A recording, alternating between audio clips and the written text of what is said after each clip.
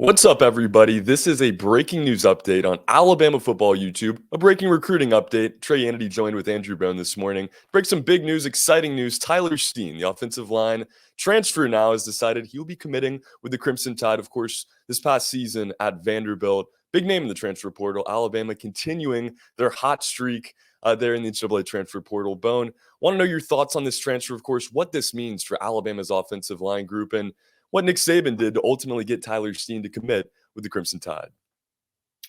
Yeah, obviously it's a big pickup for Alabama today. Getting Tyler Steen on board, it's the fourth transfer for Alabama, and three of those guys already on campus, which I'm sure they would love to have had Tyler on campus already to go through spring practice. But he's still finishing up his schoolwork at Vanderbilt, so that he'll graduate and then transfer to Alabama as a graduate transfer. And he plans on going into the business school, and really liked all the programs that Alabama had to offer. I think the variety that they had when he visited Alabama a couple weeks ago and got a chance to sit down with the academic advisors, some counselors, and really get a bigger picture of what he can do in Tuscaloosa on the business side. So he knows what to expect from Alabama on the football side. That they can continue to produce elite offensive linemen, especially ones that go into the first round just about every single year. And I think that's something that he really likes a lot because more than likely this is a one and done type deal. If he has a successful year, he's going to come in and play 1 year and then end up going into the NFL. I think that Alabama targeted him pretty early in the process. Once he entered the transfer portal, you look at the guys that Alabama has targeted over the course of the last few months. Once these guys entered the portal, positions of need. Jameer Gibbs, running back. Jermaine Burton, wide receiver. Elias Ricks, cornerback. And we said back then, Alabama's keeping their eyes open for an offensive lineman, maybe a tight end. Now they ended up getting a third tight end commitment in the 2022 recruiting class back in February when Danny Lewis jumped on board. So not sure if they're going to still look around and see if there's any tight ends that are going to become available. They still might look for another another.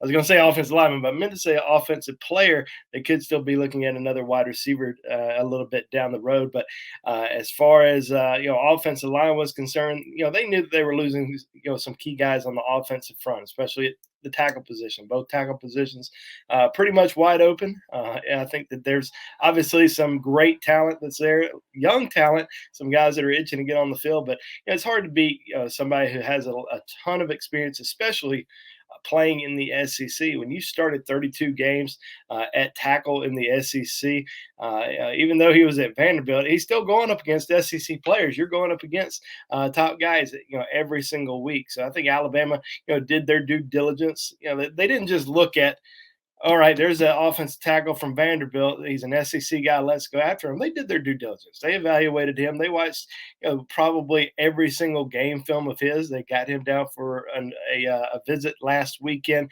Had a chance to really spend some time with him, get to know him, sit down in position group meeting with him, see if he can play at Alabama. And I think once they talked to him and evaluated him, they decided, this is definitely a guy that they wanted. So made a big push for him early on, but once they brought him on campus and got a chance to know him, sit down with him, and get to understand that this is a guy that can come in and contribute right away. Now, is he going to be a left tackle? Will he be a right tackle? I think that still kind of remains to be seen. Obviously, he's played left tackle the last 2 years at Vanderbilt. He's played a little bit. He played right tackle 3 years ago for the Commodores. So he has experience at both positions, can play either position. Alabama's going to put him in the position where they feel like he can best help the team. And, with a lot of guys kind of itching to get that starting spot, that starting left tackle spot after the departure of Evan Neal, it's going to be interesting to see who ends up winning that job.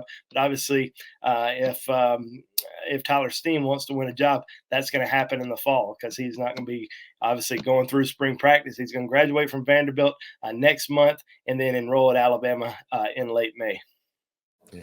Guys, we get into the video today. Hit the like button for me. Get in the comments. Let us know what you're thinking about Tyler Steen. Let us see that excitement in the comments section. And please subscribe to our YouTube page if you've not already done so you can be first in line for more videos like this, breaking down, really exciting news pieces like Tyler Steen. And I think one of the big things that gets you excited is what you were talking about. He's a very bright kid, is going to finish his degree at Vanderbilt, degree that's going to mean a whole lot one day. I'm sure of it. But, now going to get to Tuscaloosa and bring that veteran leadership that this offensive line didn't really have before this transfer. And as we kind of talk about his skill set a little bit more, like you said, don't know if he's going to be on the left side or the right side there, but what does he bring as a player? And, how is it going to look different than what we've seen from offensive linemen at Alabama in the past? Well, I mean, you kind of hit the nail on the head there. I mean, he brings in a lot of experience. I mean, when you start 32 games in the SEC at tackle, that's a lot of experience, especially playing at the highest level. So, he's going to come in and get a chance to really go up against some great players. They always say iron sharpens iron, and you're going up against Will Anderson or Dallas Turner just every single day at practice. That's going to make you a better football player. And I certainly think that he's going to come in and make a big contribution right away. Does that mean he's going to start at left tackle or will he start at right? Like I said, it's kind of remains to be seen. We're going to have to kind of get into the fall, figure out where he's going to end up playing. But this is a big kid. He's 6'5", 315 pounds, very powerful, very good run blocker.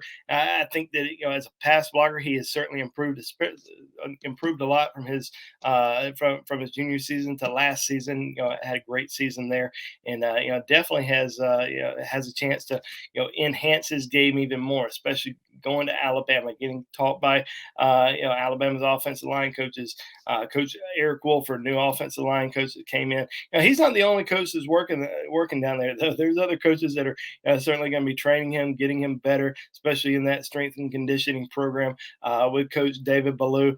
I certainly believe that staff is going to get him right and certainly make him even a much better football player than he already is. But I think this is a big addition. Alabama, was really hoping to add another offensive lineman in this. I say another offensive lineman, add an offensive lineman to this from the transfer portal in this year's class. So they're able to go out there and evaluate a lot of guys and found somebody that they believe in, they believe can come in. And like I said earlier, they didn't just look in the portal and say, all right, who's an offensive lineman that we can go after? They weren't going to take anybody.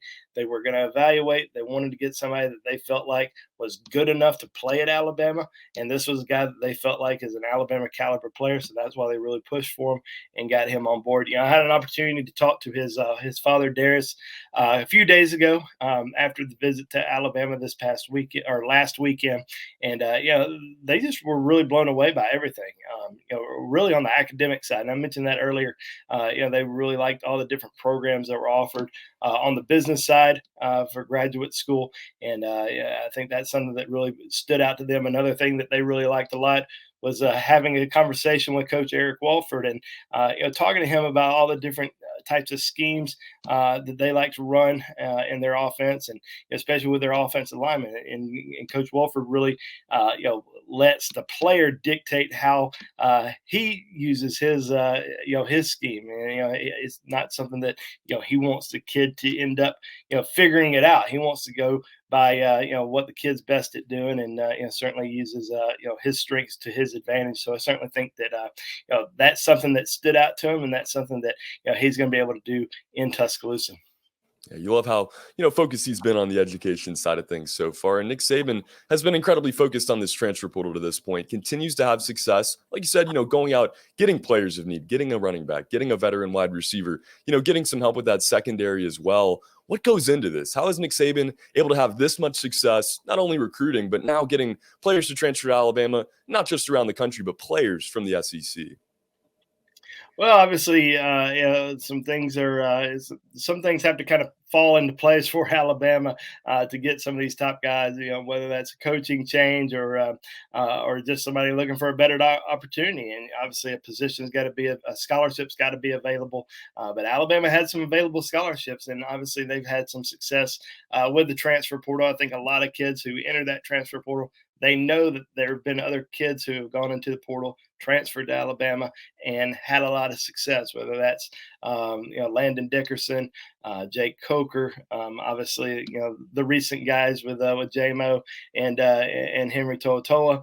And now you got a whole slew of guys coming in from the portal this year that are all big time guys that have come from from top universities and top schools, whether that's in the SEC or obviously at Georgia Tech for Jahmyr Gibbs. But all of these guys are going to have a great opportunity to contribute. Obviously it's got to be the right situation for everybody.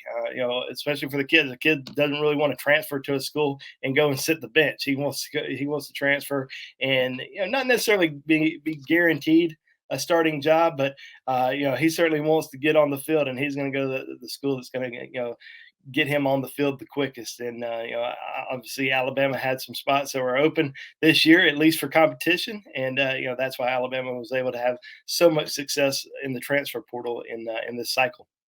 I certainly have. And, look at examples like Jamison Williams, these guys, they transfer, do get to play right away. Williams, of course, a Blitnikoff finalist. So, it's all been positive signs for these guys that do decide to make this decision. Tyler Steen, now next in line, joining this offensive line for 2022. But in your closing thoughts, Tyler Steen, the transfer portal, everything else going on right now in recruiting. Yeah, I mean, just a big addition for Alabama. I mean, I wouldn't say that he's the last one from the portal that's going to jump on board with the Tide. I still think there's little bit of room left just in case somebody decides to enter the portal. I think Alabama's still going to keep an eye open at that wide receiver position. But big addition today with Tyler Steen jumping on board. He'll be there in late May, and obviously gives Alabama some very quality depth, a quality player, and somebody that we might be seeing starting on the offensive front this fall. Yeah, huge pickup for Alabama. Guys, for all the latest news in Alabama football, check out the rest of our YouTube page and go to BamaInsider.com where you can find Andrew Bone's Big Boards. Don't forget to check him out on Twitter as well, at Andrew J. Bone, and find us on Twitter at Bama Insider as well. For Andrew Bone, my name is Trey Annity. Tyler Steen, the offensive line transfer from Vanderbilt, has signed with the Crimson Tide. Have a great rest of the day, everybody. Roll Tide.